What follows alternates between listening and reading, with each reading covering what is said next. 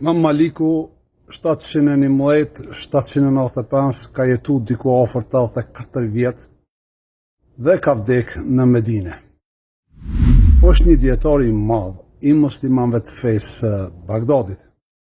Në 25 vjetët e fundit jetës së tij nuk u pa që ka falë namaz xhumaje, që ka shku në ndonjë faltore, ta quaj xhamisë siç i quajnë sot faltoret me minaret të sultanit në Shqip. Një gjë mos e harroni. Namazi është triku më i madh i shejtanit.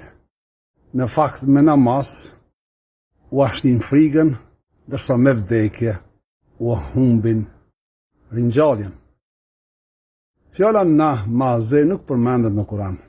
Në fakt sot kuptohet si e falme, me u falë. Se duhet me shku në xhami, me u falë. Se duhet me u lidh pas dikujt. A ende besoni se Zoti ka thënë që ju duhet me u lidh pas dikujt? Pas hoxhës, kur të kërkoni bekimet e tij?